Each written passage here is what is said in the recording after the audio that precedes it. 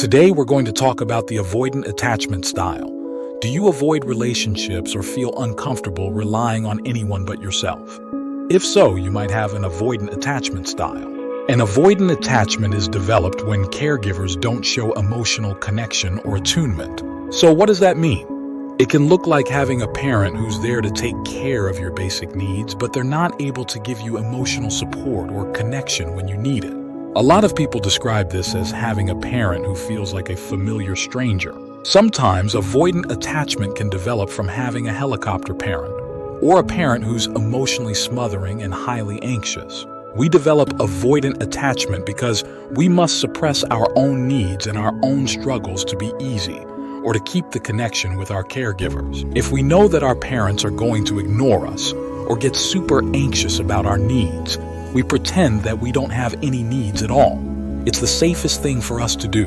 A lot of people with avoidant attachment struggle asking for help, trusting the people closest to them, and sometimes just completely check out of relationships altogether because they don't feel safe in them. The core need in someone with avoidant attachment is to feel independent, or like the lone wolf.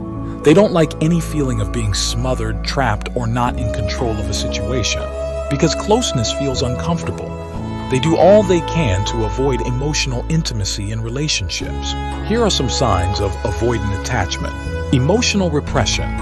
You repeat the same childhood pattern of denying your needs or not talking about how you feel, sometimes leading to a blow-up or a complete shutdown to fear of conflict. You have a deep fear of any conflict, even over small things, and might even become an extreme people pleaser to avoid it at all costs. Hyper-independence. You have I can do it all persona where you don't ask for help, and you want to be fully independent, which makes it difficult for you to partner with people or to share a life with someone else.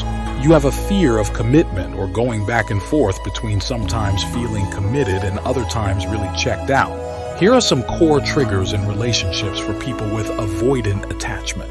A feeling of being needed. You struggle to accept the needs of others, so being needed can be perceived as being smothered in any conflict. Any sign of conflict can activate your hyper-independence, and you try to avoid difficult conversations, or you shut down entirely. Someone expressing strong emotions. You struggle with intense emotions, so when someone expresses them, you might get really overwhelmed or not know how to support them at all. Having an avoidant attachment style can feel overwhelming because you do want to be close to people, but at the same time, you have this strong feeling of safety and security with being independent. Commitment can feel scary because it means the loss of feeling safe and secure. If you resonate with the avoidant attachment style, let us know in the comments section below.